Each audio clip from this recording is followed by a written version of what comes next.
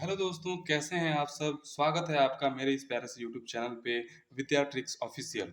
और आज का जो हमारा वीडियो है उसमें हम 50 पीवाईक्यूज करने वाले हैं जो कि बहुत ही इम्पोर्टेंट है।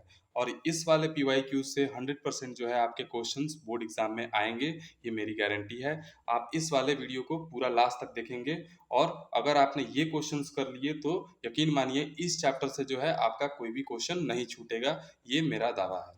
तो चलिए इस सीरीज को शुरू करते हैं फटाफट से बिना किसी देरी के। आपके पास अब इसको शुरू किया जाए ताकि जल्दी से जल्दी हम फटाफट से उन क्वेश्चंस को देखें और उसको प्रैक्टिस करें। तो हमारे पास हमारा पहला क्वेश्चंस जो है वो आ चुका है।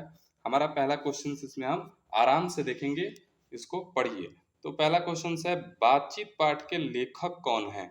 तो हम इस क्वेश्चंस को करेंगे, आप भी मेरे साथ साथ प्रैक्टिस करते रहिए और इसका आंसर जो है उसको देते चलिए कमेंट बॉक्स में। तो इसमें जो है आपका पहला ऑप्शन है प्रेमचंद, जो कि मुझे नहीं लगता कि ये होगा, ये नहीं होगा। उसके बाद है रामचंद्र शुक्ल, ये भी नहीं होगा। उसके बाद है दिनकर और उसके बाद है यहाँ पे बालकृष्ण भट्ट, तो ये दिनकर भी नहीं होगा। तो राइट आंसर जो है आप फटाफट से कमेंट बॉक्स में लिख दीजिए, ये जो है आपका बालकृष्ण भट्ट राइट आंसर इस सवाल का हो जाएगा। उसके बाद हम आ जाएंगे फिर से अगले क्वेश्चंस पे। तो अगला क्वेश्चन जो है हम देखेंगे इस तरह से। अगला क्वेश्चन है हमारा, बातचीत जो है आपका, इसको फटाफट से पढ़िए पहले इस क्वेश्चंस को। तो इसका क्वेश्चन है, बातचीत किस विधा की रचना है? तो आप इसको आंसर दीजिए फटाफट से, किस विधा की रचना है? तो क्या इसमें पहला ऑप्शन है कहानी, फिर नाटक, फिर निबंध, फिर कविता। तो इसमें कविता नहीं होगा, नाटक नहीं होगा, कहानी भी नहीं होगा। तो इसका राइट आंसर क्या बनेगा? निबंध, जो कि ऑप्शन नंबर है बी। तो B is the right answer. हमारा अगला क्वेश्चन देखिए फटाफट से और इसका भी जवाब दीजिए आप। दोस्तों जो है इसका जवाब आप कमेंट बॉक्स में आराम से लिखते रहिएगा ताकि आपको भी लगे कि आप एक टेस्ट तरीके से दे रहे हैं। तो इसके बाद देखिए अगला क्वेश्चन क्या है इसमें। अगला क्वेश्चन है आपका इसमें, अगला क्वेश्चन है, बातचीत किसे कहा गया है? तो उसमें है, बातचीत को जो है पहला नंबर ऑप्शन दिया है विज्ञान को, कला को, युद्ध को और व्यापार को। तो बातचीत को विज्ञान को कहा गया है, ये ऑप्शन नहीं होगा। उसके बाद क्या है, युद्ध को कहा गया है, ये ऑप्शन भी नहीं होगा। व्यापार को कहा गया है, ये भी ऑप्शन नहीं होगा। तो लेखक ने जो है बातचीत को एक कला समझा है और बातचीत को कला माना है। तो आंसर हो जाएगा आपका B is the correct answer. तो आपका ये हो गया। उसके अगले क्वेश्चन पे हम चलेंगे फटाफट। अगला क्वेश्चन जो है उसको देखिए। तो दोस्तों अगला क्वेश्चन है, ये है, बोलने से ही मनुष्य के रूप का साक्षात्कार होता है, यह कथन किस पाठ से संबंधित है? तो आप सभी इसका आंसर फटाफट से दीजिए। आपका आंसर जो है क्या होगा? पहला है बातचीत, दूसरा है जूठन, तीसरा है रोज, चौथा है तिरछ। तो आप सभी इसका आंसर जानते हैं, तिरछ नहीं होगा, रोज नहीं होगा, जूठन भी नहीं होगा। तो इसका आंसर हो जाएगा क्या? तो इसका आंसर हो जाएगा बातचीत, ए इज द राइट आंसर। अब इसके अगले क्वेश्चन पे हम देखेंगे। तो अगला क्वेश्चन का जवाब आप फटाफट से कमेंट बॉक्स में लिखते चलिए मेरे से पहले। तो इसका जो है क्या आंसर होगा? पहला इसमें क्वेश्चन दिया हुआ है क्या कि हिंदी के एडिशन निम्नलिखित में से कौन कहे जाते हैं? तो आप लोग बोलिए कौन कहे जाते हैं। पहला ऑप्शन है बालकृष्ण भट्ट, दूसरा है चंद्रधर शर्मा गुलेरी, तीसरा है जयप्रकाश नारायण और दिनकर लास्ट में। तो दिनकर जी नहीं होंगे, जयप्रकाश नारायण नहीं होंगे, चंद्रधर शर्मा गुलेरी नहीं होंगे। तो ऑप्शन आपका बनेगा ए। तो बालकृष्ण भट्ट जो है वो हमें क्या है, वो हमारे हिंदी के एडिशन है, उनको एडिशन कहा जाता है। तो option number A is the right answer. अगला क्वेश्चन है, फटाफट से इसको देखिए। तो दोस्तों अगला क्वेश्चन है हमारा, इसको पढ़ते हैं। अगला क्वेश्चन है, बातचीत के जरिए भाव बनकर क्या बाहर निकल जाता है? तो आप इसका जवाब देंगे क्या बाहर निकल जाता है फटाफट से। आपका है पहला में ईर्ष्या, दूसरा में द्वेष, उसके बाद मवाद या धुआं, उसके बाद क्लेश। तो आपका क्लेश नहीं होगा, द्वेष नहीं होगा, ईर्ष्या नहीं होगा। इसमें जो है आपके चैप्टर के हिसाब से इसमें सी इज द बेस्ट आंसर। मवाद या धुआं हो जाएगा आपका, बातचीत के जरिए जो है आपका मवाद या धुआं जो है बनकर बाहर निकल जाता है। तो ये आपका आंसर सही हो जाएगा।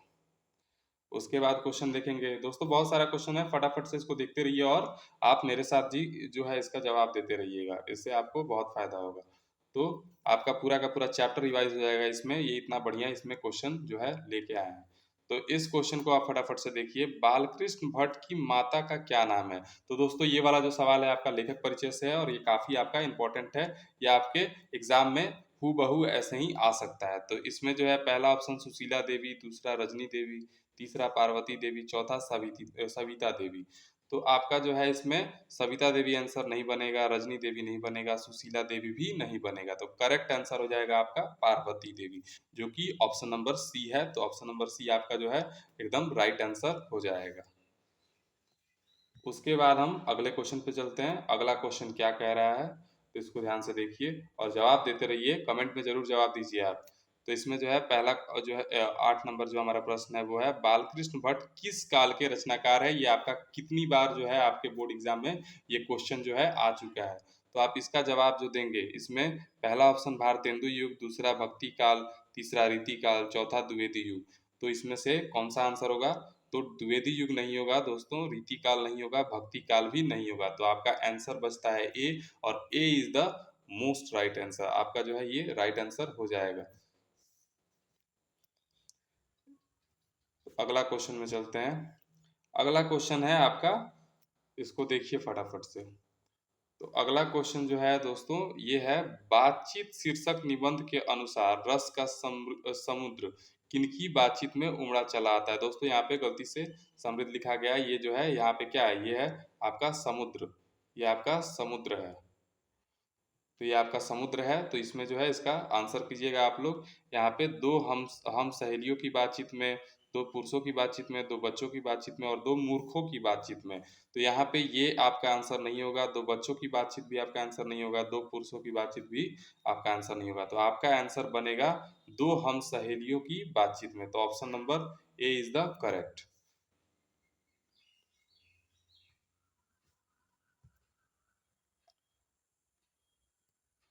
तो अगला क्वेश्चन हम देखेंगे फटाफट से। अगला क्वेश्चन क्या है, तो अगला क्वेश्चन कह रहा है आपका, बाल कृष्ण भट्ट के अनुसार कितने कानों में पड़ी बात खुल जाती है। तो आप जब चैप्टर पढ़ेंगे तो उसमें इसका आंसर है बिल्कुल ही स्पष्ट दिया हुआ है, बिल्कुल हूबहू वैसे ही क्वेश्चन है। तो पहला ऑप्शन है दो, तीसरा ऑप्शन है तीन, चौथा ऑप्शन है और तीसरा ऑप्शन है चार, चौथा ऑप्शन है आपका छह। तो दोस्तों क्या होता है कि जब एक आदमी होता है तो उसके पास कितना कान होता है, तो एक आदमी के पास दो कान होता है, दो आदमी के पास कितना कान हो जाएगा फिर चार, और तीन आदमी के पास कितना कान हो जाएगा छः।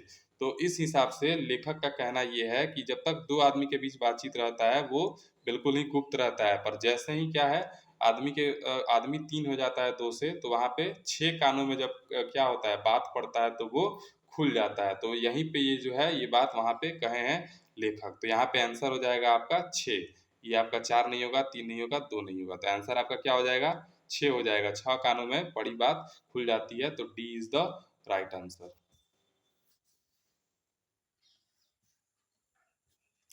अगला क्वेश्चन देखते हैं।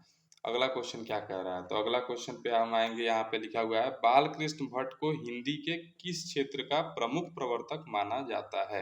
ये क्वेश्चन भी आपका बहुत अच्छा है। तो इसमें हम इसमें देख लेंगे इसमें क्या हो जाएगा। तो पहला ऑप्शन है छायावाद, दूसरा है आधुनिक आलोचना, तीसरा है भक्ति साहित्य, चौथा है रीति साहित्य।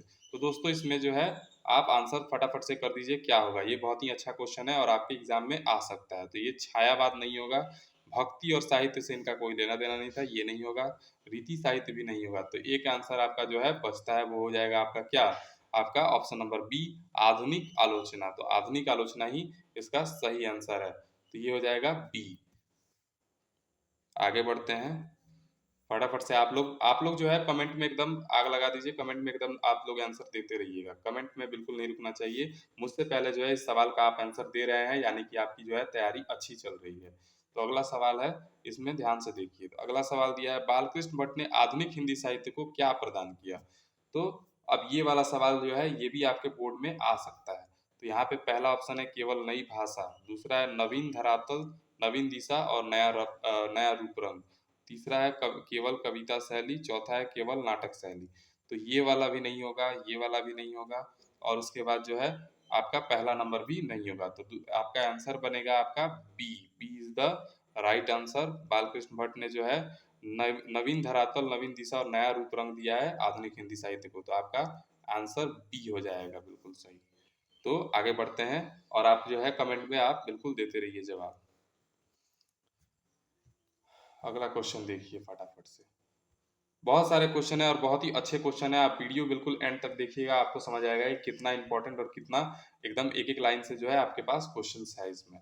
एक भी जो है टॉपिक इसमें एक भी पॉइंट नहीं छूटा है जो आपका बुक से ना हो। तो आपका बुक जो है टोटली इसमें क्या है, कवर है। तो इस बात को आप ध्यान में रखेंगे। तो इस क्वेश्चन को पढ़ते हैं फटाफट से। भारतेंदु हरिश्चंद्र, प्रताप नारायण मिश्र और प्रेमघन किसके साथ आधुनिक हिंदी साहित्य के पुरातन कार्य में जुड़े थे? तो ये सवाल भी बहुत अच्छा है और इसको आप लोग ध्यान से पढ़िए। तो यहाँ पे जो है पहला ऑप्शन दिया है महावीर प्रसाद द्विवेदी, रामचंद्र शुक्ल, बालकृष्ण भट्ट और मैथिली शरण गुप्त। तो ये नहीं होंगे। उसके बाद क्या, आपके रामचंद्र शुक्ल जी भी नहीं होंगे, मैथिली शरण गुप्त भी नहीं होंगे। तो आपका आंसर बनता है जो है वो Balkrishna Bhatt, option number B. Option number B is the right answer. तो आप लोग फटाफट से इसमें जो है इसका जवाब देते रहिए और फिर अगले क्वेश्चन पे हम चलते हैं। अगला क्वेश्चन जो है आपके लिए है बहुत ही बेहतरीन क्वेश्चन है, इसको देखिए। इस क्वेश्चन में लिखा है बालकृष्ण भट्ट के अनुसार साहित्य क्या है? और ये क्वेश्चन भी है आपके इस बार आने के बहुत ज़्यादा जो है आपके चांसेस है। 2027 में जो बच्चे एग्जाम देंगे उनके लिए ये क्वेश्चन जरूरी है। तो इसको पढ़िए। केवल मनोरंजन की वस्तु, केवल कल्पना विलास की वस्तु, जन समूह के चित्त के विकास का संवाहक और केवल कविता लेखन का माध्यम। तो ये जो है बालकृष्ण भट्ट जो कहते हैं कि जो हमारा आधुनिक हिंदी साहित्य है वो केवल मनोरंजन की वस्तु नहीं है, केवल कल्पना विलास की वस्तु नहीं है और केवल कविता लिखने का माध्यम भी नहीं है। तो ये जो है वो आपका क्या है, आपके जन समूह के चित्त के विकास का संवाहक है। तो आपका सी नंबर जो है बिल्कुल ही सही बन जाएगा और यही आपका सही आंसर होगा। तो इसको जो है आप लोग ध्यान में रखेंगे, ये क्वेश्चन जो है अच्छा क्वेश्चन है। उसके बाद जो है हमारा क्वेश्चन, अगला क्वेश्चन जो है आपके सामने है, इसका भी आप लोग जवाब फटाफट से जो है बोर्ड में कमेंट बॉक्स में आप दे देंगे। तो इसका जो है पढ़िए। यहाँ पे है आधुनिक हिंदी नवजागरण और राष्ट्रीय आंदोलन के दौर में अपनी रचनात्मक गतिविधियों द्वारा विशेष रूप में स्मरणीय लेखक कौन है? तो ये जो है आप लोग पढ़ेंगे। पहला ऑप्शन है प्रेमचंद, दूसरा है महादेवी वर्मा, तीसरा है बालकृष्ण भट्ट, चौथा है मैथिली शरण गुप्त। तो बच्चों जो है यहाँ पे प्रेमचंद नहीं होगा, महादेवी वर्मा जी भी नहीं होंगे, मैथिली शरण गुप्त जी भी नहीं होंगे। तो यहाँ पे आपका ऑप्शन सी हो जाएगा करेक्ट। और यहाँ पे सी नंबर जो है बिल्कुल सही है, आपका बालकृष्ण भट्ट ही होंगे। तो ये ऑप्शन जो है आपका बिल्कुल सही है। आप लोग जो है कमेंट बॉक्स में जो है इसका आंसर बिल्कुल ईमानदारी से दीजिएगा। अगला क्वेश्चन जो है आपके सामने है। तो अगले क्वेश्चन में जो है इसमें दिया है बालकृष्ण भट्ट ने गद्य की भाषा और कला की जड़ें किसमें संपूर्ण रूप से निहित बताई है? तो ये क्वेश्चन है आपके लिए बहुत ही अच्छा क्वेश्चन है, इसको आप लोग देखिए। तो यहाँ पे है पहला ऑप्शन केवल परिवेश में, दूसरा है केवल यथार्थ में, तीसरा परिवेश और यथार्थ दोनों में और चौथा जो है लोक व्यवहार में। तो इसका आंसर जो है आप लोग दीजिए कमेंट में। ये पहला नहीं होगा, केवल परिवेश में नहीं होगा, केवल यथार्थ में भी नहीं होगा, लोक व्यवहार में भी नहीं होगा। तो आपका आंसर बनेगा सी। सी इज द राइट आंसर। केवल आपका यथार्थ में और केवल परिवेश में नहीं होगा, यहाँ पे परिवेश और यथार्थ दोनों जो है ये क्या है, वो हमारी आधुनिक हिंदी गद्य की जो है भाषा और कला उसमें जड़ में जो है समाहित है। तो ये वाला आपका आंसर जो है मोस्ट राइट आंसर बनेगा, ये सही है। अगला क्वेश्चन आप लोग देखिएगा। अगला क्वेश्चन बहुत ही अच्छा है। तो इस क्वेश्चन में जो है आप लोग अगर ध्यान से देखिए, यहाँ पे दिया हुआ है बालकृष्ण भट्ट ने हिंदी प्रदीप में किन किन विषयों पर लेखन करने का प्रयास किया? तो आप लोग देखिएगा। केवल सामाजिक समस्याओं पर, केवल साहित्यिक विषयों पर, सामाजिक विषयों तथा साहित्यिक लेखन दोनों पर, केवल राजनीतिक विषयों पर। तो यहाँ पे केवल सामाजिक नहीं होगा, केवल साहित्यिक नहीं होगा और केवल राजनीतिक भी नहीं होगा। तो यहाँ पे आंसर बनेगा आपका सी, यानी सामाजिक विषयों तथा साहित्यिक लेखन दोनों पर। तो आपका सी इज द राइट आंसर, ये आपका आंसर बनेगा। अगले क्वेश्चन पे चलते हैं। अगला क्वेश्चन है क्वेश्चन नंबर 18, इसको देखिएगा। कृष्ण किसने बालकृष्ण भट्ट को अंग्रेजी साहित्य के स्टिल और एडिशन की श्रेणी में रखा? तो ये क्वेश्चन भी जो है आपका बोर्ड में पूछ चुका है और ये आपके अगले एग्जाम में भी आने के चांसेस हैं। तो यहाँ पे पहला ऑप्शन है बालकृष्ण भट्ट, उसके बाद रामधारी सिंह दिनकर, रामचंद्र शुक्ल और जयप्रकाश नारायण। यहाँ पे कह रहा है किसने बालकृष्ण भट्ट को अंग्रेजी साहित्य के स्टिल और एडिशन की श्रेणी में रखा? तो ये जो है हमारे बालकृष्ण भट्ट तो उन्हीं को रखा गया है, तो ये तो आंसर होगा नहीं। रामधारी सिंह दिनकर होंगे नहीं, जयप्रकाश नारायण होंगे नहीं। तो यहाँ पे ऑप्शन बनेगा आपका रामचंद्र शुक्ल। इन्होंने कहा था कि ये जो है हमारे अंग्रेजी साहित्य के स्टील और एडिसन हैं। ये अंग्रेजी साहित्य के स्टील और एडिसन की श्रेणी में जो है इनको रखा जाना चाहिए। ये बात जो है रामचंद्र शुक्ल जी ने बोला था इनके बारे में। तो ये आपका आंसर हो जाएगा सी। अगला क्वेश्चन जो है आपके सामने है और इस क्वेश्चन को आप लोग पढ़ेंगे। आदमी को अपनी जिंदगी मजेदार बनाने के लिए खाने पीने चलने फिरने के अलावा और ऐसी कौन सी चीज है जो बहुत जरूरी है। तो ये बहुत ही आसान क्वेश्चन है, आप लोग आराम से इसका आंसर दे सकते हैं, मुझे पता है। पहला ऑप्शन है लड़ना, दूसरा है खेती बाड़ी, तीसरा है बातचीत, चौथा है भाषण।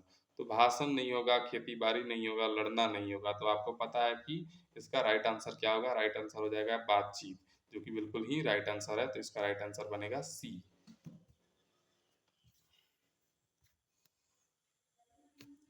आगे चलते हैं। अगला क्वेश्चन बिल्कुल आपके सामने है। तो किसे 16 वर्ष तक मनुष्य मुख देखने को नहीं मिला। ये क्वेश्चन आपका कितनी बार ना जाने बोर्ड में पूछ चुका है और आगे भी आपका अगले एग्जाम में बिल्कुल आने की संभावना है। इस क्वेश्चन को आप ध्यान से पढ़ लीजिए, ये आपका जो है प्रीवियस ईयर है। तो इसमें जो है बेन जॉनसन को नहीं मिला था, रॉबिन्सन क्रूसो को नहीं मिला था, बेनी प्रसाद साहू को नहीं मिला था, या बालकृष्ण भट्ट को नहीं मिला था। तो ये तो लेखक ही हैं, ये होंगे नहीं। आपके बेन जॉनसन भी नहीं होंगे। तो ये आपके राइट आंसर हो जाएंगे रॉबिन्सन क्रूसो जी, जिनको 16 वर्ष तक जो है मनुष्य मुख देखने को नहीं मिला था। तो आपका आंसर हो जाएगा B. B is the right answer.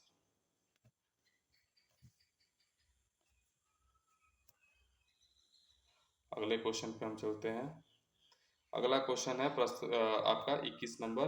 तो इसको आप लोग पढ़िए। तो आपका क्वेश्चन है रॉबिन्सन क्रूसो ने 16 वर्ष के उपरांत किसके मुख से एक बात सुनी। ये क्वेश्चन भी आपका अच्छा है और आ सकता है अगले एग्जाम में, तो इसको आप लोग बिल्कुल याद ही रखिएगा। ये वाला जो है आपका ऑप्शन है बेन जॉनसन, बालकृष्ण भट्ट, पार्वती देवी और फ्राइडे। तो जो रॉबिन्सन क्रूसो थे वो किसके मुख से एक बात सुने। तो आपके बेन जॉनसन के मुख से नहीं सुने थे, बालकृष्ण भट्ट के मुख से नहीं सुने थे, पार्वती देवी तो कहाँ से सुनाएंगी, वो तो लेखक की माँ है। तो आपके ऑप्शंस हो जाएंगे फ्राइडे। फ्राइडे जी जो थे उन्होंने जो है वो किसको, रॉबिन्सन क्रूसो को जो है वो एक बात जो है उनको सुनाई थी, और उसने भी जंगली बोली में जो है उनकी बातों पे गौर किया था। तो आपका ऑप्शन नंबर डी जो है एकदम सही हो जाएगा। D is the right answer. अगले क्वेश्चन पे हम चलते हैं। अगला क्वेश्चन क्या है देखिए फटाफट से, और आप लोग कमेंट बॉक्स में जो है बिल्कुल इसका आंसर ईमानदारी से आप देते चलिएगा। इससे आपके प्रैक्टिस का पता लगेगा कि आप इन क्वेश्चन को कर पा रहे हैं कि नहीं। तो इससे आपका जो है प्रैक्टिस होता रहेगा। असल बातचीत कितने लोगों के बीच हो सकती है। तो ये वाला सवाल जो है ये भी आपके बोर्ड एग्जाम में कितनी बार पूछा जा चुका है। तो 2 व्यक्ति, 3 व्यक्ति, 4 व्यक्ति या 5 व्यक्ति। तो 5 व्यक्ति नहीं, 4 व्यक्ति नहीं, 3 व्यक्ति भी नहीं। असल बातचीत केवल और केवल 2 व्यक्तियों के बीच ही हो सकती है। तो आपका ए नंबर जो आंसर है वो बिल्कुल ही राइट राइट हो जाएगा। तो ए जो है आपका बिल्कुल सही है इसमें। आप लोग भी जो है इसका आंसर जो है लगाते रहिएगा। इसके अगले क्वेश्चन पे चलते हैं। अगला क्वेश्चन है, इसको ध्यान से देखिए। अगला क्वेश्चन है असल बातचीत सिर्फ 2 लोगों के बीच हो सकती है। अब ये बात जो है किसने बोला था, ये मत किसका था जो बोले थे कि 2 लोगों के बीच ही बातचीत हो सकती है। तो ये बालकृष्ण भट्ट का मत था, बेन जॉनसन का था, दिनकर का था, या एडिसन का था। तो यहाँ पे इसका जो है हम लोग आंसर देंगे। आप लोग भी जो है इसका आंसर फटाफट से कमेंट में दीजिए। तो ये जो क्वेश्चन है आपके बोर्ड में आ चुका है। तो बालकृष्ण भट्ट जी का मत नहीं था। बेन जॉनसन का जो है क्या है, असल बातचीत जो है बेन जॉनसन की, दिनकर जी का भी मत नहीं था। अब आप लोग बोलिए कि बेन जॉनसन का होगा या एडिसन का होगा। तो ये आप लोगों पे डिपेंड करता है, और ये क्वेश्चन जो है आपके 2027 में भी आने का एकदम चांस है और बिल्कुल ही आ सकता है। तो आप लोग बोलिए कि इस क्वेश्चन का आंसर क्या होगा और नहीं होगा, ये आप ही बोल सकते हैं और कोई नहीं बोल सकता है। तो इसका जो जवाब हम लोग आपसे मांग रहे हैं हम, कि आप बोलिए कि कौन सा ऑप्शन होगा। तो ये आप बताइए।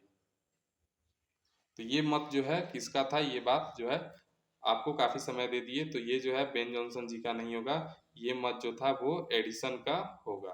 तो D is the right answer. ये ऑप्शन नंबर डी सही हो जाएगा। अगला क्वेश्चन हमारे पास है, इसको देखिए। तो अगला क्वेश्चन है कितने लोगों के बीच की गई बातचीत अंगूठी में नग सी जड़ जाती है। अब बोलिए कि कितने लोगों के बीच में बातचीत जो होता है वो अंगूठी में नक्शा जड़ जाता है, तो 5 लोगों के बीच, 10 लोगों के बीच, 3 लोगों के बीच या 4 लोगों के बीच।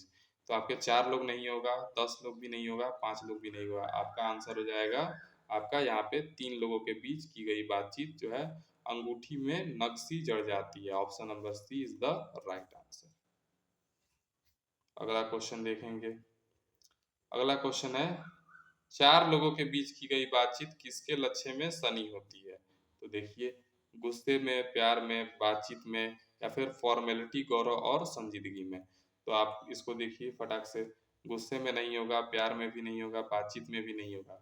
4 लोगों के जो बीच बातचीत जो होता है 4 लोगों के बीच, वो आपके फॉर्मेलिटी, गौरव और संजीदगी में जो है सनी हुई होती है। तो आपका option number D is the right हो जाएगा।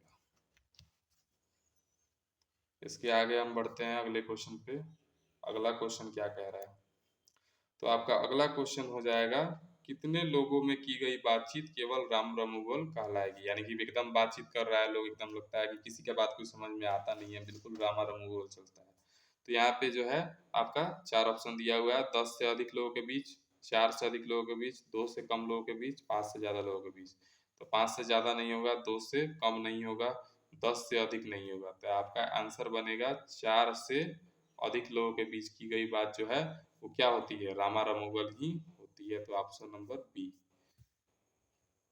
आप लोग कमेंट में इसका जवाब जो है देते रहिए, आपके लिए बेहतर होगा। और यहाँ पे अगले क्वेश्चन पे हम लोग आ गए हैं।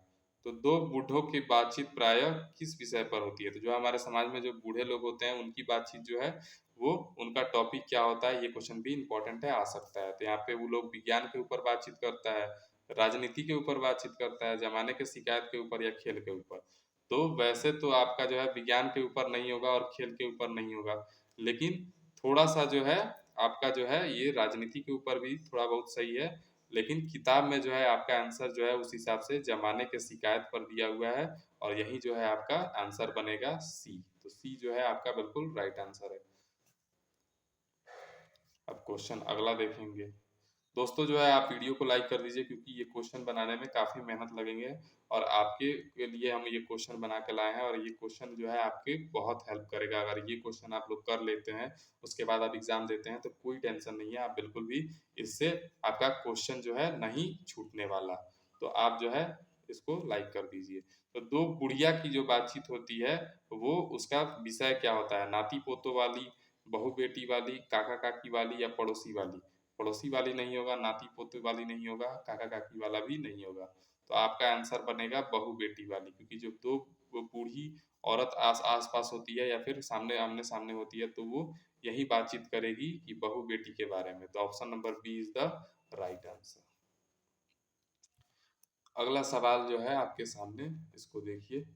तो अगला सवाल है, हमारे देश में बतकही किन लोगों के बीच होती है? यानी कि कौन से लोग हैं जो फालतू के जो है क्या करते हैं? बतकही करते हैं।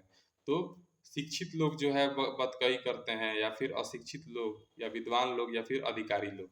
अधिकारी लोग को फुर्सत नहीं होता है, वो तो नहीं करेंगे। शिक्षित लोग जो है, पढ़े लिखे लोग, वो तो नहीं करेंगे। विद्वान लोग जो है वो भी बतकही नहीं करेंगे। तो आपको इसका आंसर आराम से जो है पता लगा लेंगे कि अशिक्षित लोग जो नहीं पढ़े लिखे होते हैं वही जो है बिना मतलब का बेवजह जो है बतकही करते हैं। तो आपका आंसर हो जाएगा बी।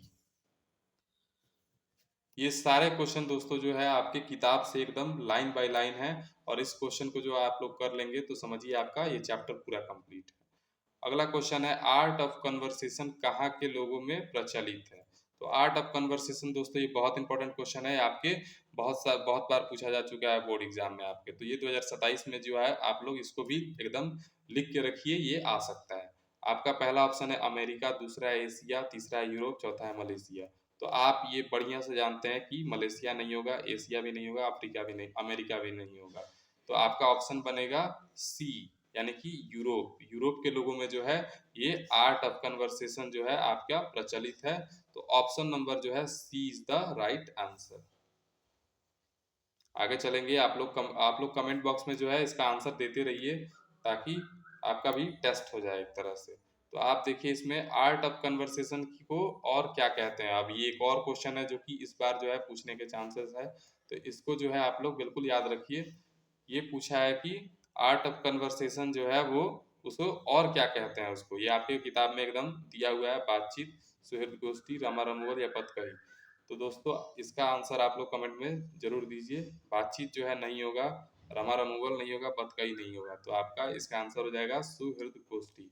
तो आर्ट ऑफ कन्वर्सेशन जो है इसका एक और नाम क्या है, तो इसका एक और नाम जो है वो सुहृद गोष्ठी है। ऑप्शन नंबर बी एकदम सही हो जाएगा इसका। अगला क्वेश्चन आप लोग देखेंगे तो अगला क्वेश्चन क्या है। अगला क्वेश्चन दिया हुआ है, आधुनिक शुष्क पंडितों की बातचीत को क्या कहते हैं। तो जो पंडित जी लोग जो होते हैं उनके बातचीत को क्या कहते हैं, ये क्वेश्चन भी आपका इम्पोर्टेंट है।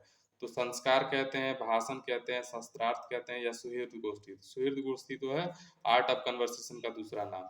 उसके बाद जो है संस्कार होगा नहीं, भाषण वो लोग देता नहीं है, तो हो क्या जाएगा आपका शास्त्रार्थ। तो पंडित जी जो है वो लोग शास्त्रों के बहुत बड़े ज्ञाता होते हैं, तो वो लोग जो है हमेशा क्या करते हैं, शास्त्र के बारे में जानकारी रखते हैं, तो वही बोलते हैं। तो ऑप्शन नंबर सी जो है एकदम राइट आंसर हो जाएगा। अगले क्वेश्चन पे हम लोग आ गए हैं, और आप लोग जो है वीडियो को लाइक कर दीजिएगा जरूर, क्योंकि इस क्वेश्चन को बनाने में काफ़ी टाइम लगता है दोस्त। तो इसको एक बार आप लोग सपोर्ट कर सकते हैं, ताकि हम और भी ऐसे क्वेश्चंस जो हैं आपके लिए लेकर आएँ। तो यहाँ इस क्वेश्चन को देखेंगे, कितने उम्र के लोगों की बातचीत जो है कुछ ना कुछ सारगर्भित होती है। तो सारगर्भित का मतलब होता है कि कुछ मतलब कुछ जरूरी बातचीत या कुछ इंपॉर्टेंट समझदारी वाली बातचीत। तो ये वाला सारगर्भित वर्ड से आप याद रखेंगे। 20 के ऊपर ये नहीं होगा, 15 वर्ष के ऊपर ये भी नहीं होगा, 18 वर्ष के ऊपर ये भी नहीं होगा। तो 25 वर्ष के ऊपर वाले जो लोग होते हैं वो कुछ ढंग के बातचीत करते हैं, यानी कि आपका ऑप्शन नंबर डी एकदम राइट हो जाएगा। और ये क्वेश्चन जो है इंपॉर्टेंट भी है, तो ये याद रखेंगे आप। अगले क्वेश्चन पे चलते हैं। तो अगला क्वेश्चन जो है आप लोग इसका जो आंसर है वो कमेंट में दे दीजिए। 25 वर्ष से कम उम्र वालों के बातचीत में क्या देखने को नहीं मिलता। अब आप लोग जो जिनका उम्र जो है 25 वर्ष से कम है, उनके जो है बातचीत में आपको क्या देखने को नहीं मिलता है, यानी कि किस चीज़ की कमी लगती है।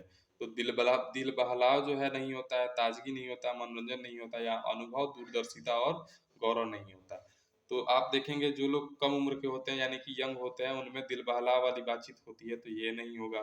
ताजगी भी उनमें रहती है, तो ये भी आंसर नहीं होगा। और मनोरंजन तो वो लोग खूब करता है, तो ये भी आंसर नहीं होगा। तो आपका आंसर बनना चाहिए अनुभव, दूरदर्शिता और गौरव। तो इन चीज़ों की कमी होती है किसमें, जो कम एज के होते हैं उन लोगों में, यंग यंग लोगों में। तो डी जो होगा आपका सही हो जाएगा, कि अनुभव और दूरदर्शिता और गौरव जो है एक एज के बाद आता है, यानी कि 25 वर्ष के बाद ही देखने को लगभग मिलता है। तो यहाँ पे आंसर हो जाएगा डी एकदम राइट। अगला क्वेश्चन जो है आपका, बिल्कुल देखिए इसको, इसका जवाब आप लोग कमेंट बॉक्स में देते रहिएगा। अगला क्वेश्चन है आपका, बालकृष्ण भट्ट को आधुनिक हिंदी आलोचना का जन्मदाता किसने कहा था।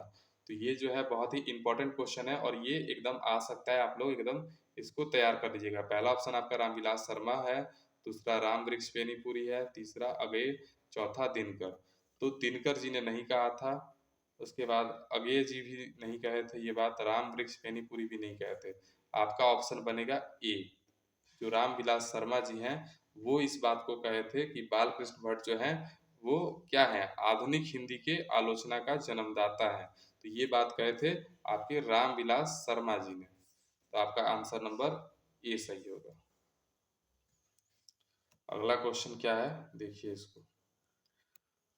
अगला क्वेश्चन का आप लोग पढ़ के जवाब दीजिए। 25 से कम उम्र वालों के बातचीत में प्रायः क्या देखने को मिलता है। अब फिर पूछा ये सवाल कि 25 से जो कम, पहले पूछा था कि 25 से कम उम्र वालों में क्या देखने को नहीं मिलता है। अब क्या देखने को मिलता है उसको हम लोग क्वेश्चन पे गौर करेंगे। तो अनुभव, गौरव, दिल बहलाव और ताजगी और अभिमान।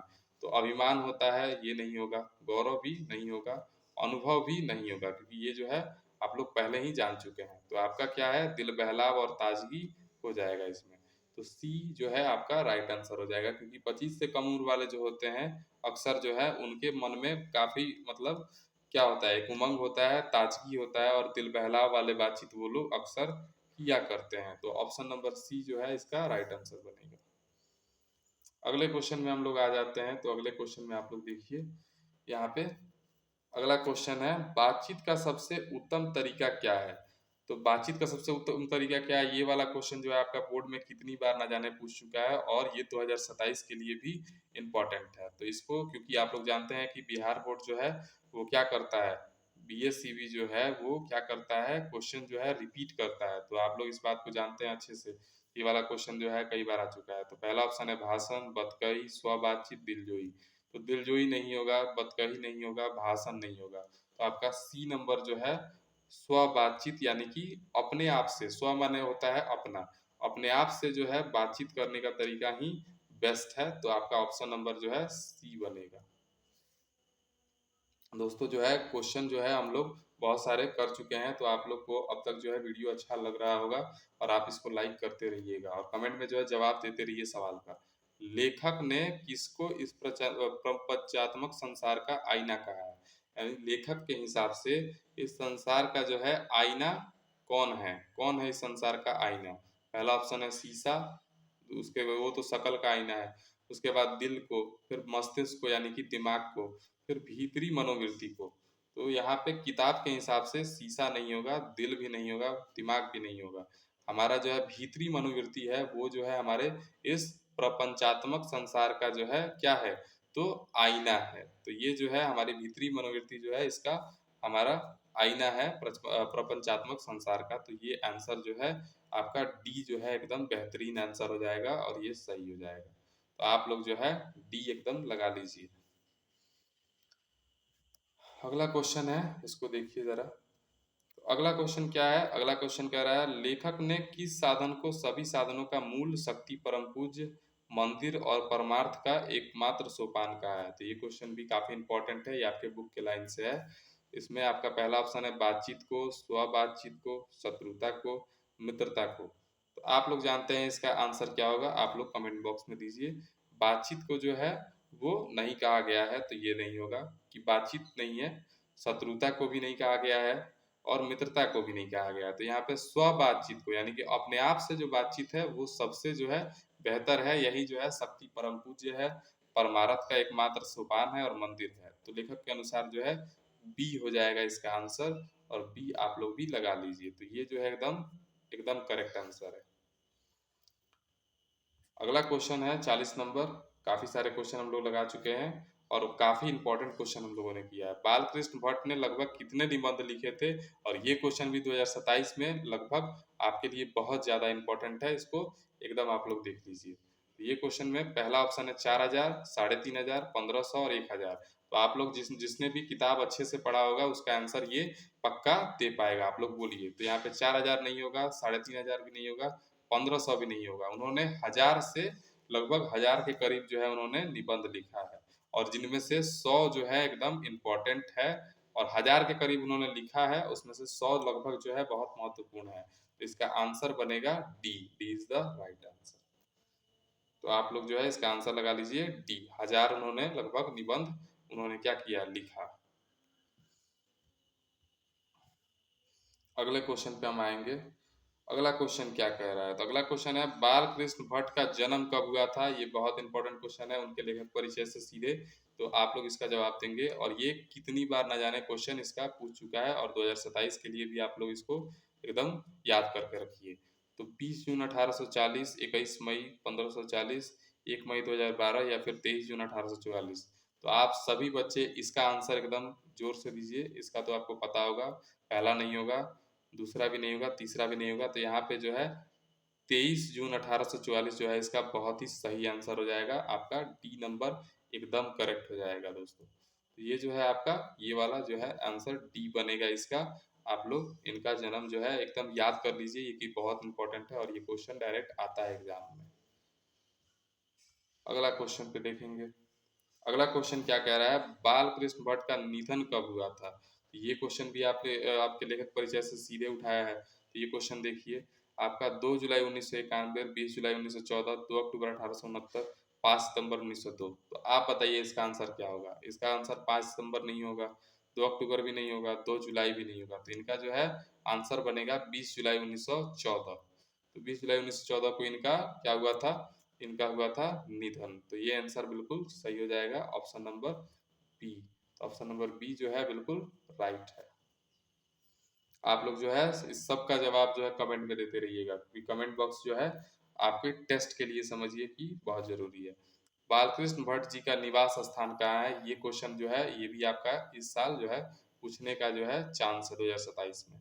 तो आप इसको एकदम देखिए, पहला है जयपुर, दूसरा है बिहार, तीसरा है राजस्थान, चौथा है प्रयागराज इलाहाबाद उत्तर प्रदेश। तो आपका जयपुर जो है नहीं होगा, बिहार भी नहीं होगा, राजस्थान भी नहीं होगा। आपका आंसर बनेगा प्रयागराज इलाहाबाद उत्तर प्रदेश। अब दोस्त यहाँ पे हम एक बात ध्यान में रखिएगा कि आपका जो है ऑप्शन में, क्योंकि इलाहाबाद जो है पुराना नाम है और नया नाम जो है ये प्रयागराज है, तो आपका ऑप्शन में प्रयागराज भी दे सकता है और इलाहाबाद भी दे सकता है। तो आप इन दोनों में कंफ्यूज नहीं होइएगा, ये दोनों ही एक ही हैं। तो आपका आंसर जो है डी सही है। अगला क्वेश्चन देखिए।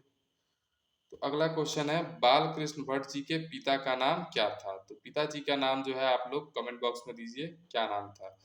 बेनी प्रसाद भट्ट, देवी प्रसाद भट्ट, महादेवी प्रसाद भट्ट या शिवशंकर प्रसाद भट्ट। तो आपको इसका आंसर अच्छे से पता है, ये डी नहीं होगा, सी भी नहीं होगा, बी भी नहीं होगा। तो आंसर बनेगा ए, बेनी प्रसाद भट्ट। तो बालकृष्ण भट्ट जी के पिता का नाम क्या था, बेनी प्रसाद भट्ट। तो ऑप्शन नंबर ए जो है बिल्कुल राइट आंसर है। अगला क्वेश्चन पे चलते हैं। अगला क्वेश्चन आप लोग जो है एकदम कमेंट बॉक्स में देते रहिए और बिल्कुल बने रहिए लास्ट तक। अगर ये क्वेश्चन आप लोगों ने कर लिया तो इतना रखिए 2027 में आपका एक भी क्वेश्चन जो है नहीं छूटेगा, ये मेरी गारंटी है। तो संयोगिता स्वयंवर की रचना किसने की थी, ये बहुत जरूरी क्वेश्चन है आपके लिए। ये आपके 2027 में एकदम आ सकता है, क्योंकि ये बहुत बार पूछा है और आपको बोर्ड का पैटर्न मालूम है, क्वेश्चन जो है रिपीट करता है।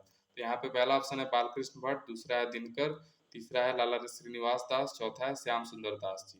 तो ये क्वेश्चन का जवाब आप लोग अगर दे रहे हैं तो यानी कि आपकी तैयारी अच्छी चल रही है। बालकृष्ण भट्ट जी नहीं किए थे सबसे पहले, उसके बाद दिनकर जी भी नहीं थे, उसके बाद जो है श्याम सुंदर दास जी भी नहीं थे। तो इसका आंसर बनेगा श्री श्रीनिवास दास, लाला श्रीनिवास दास।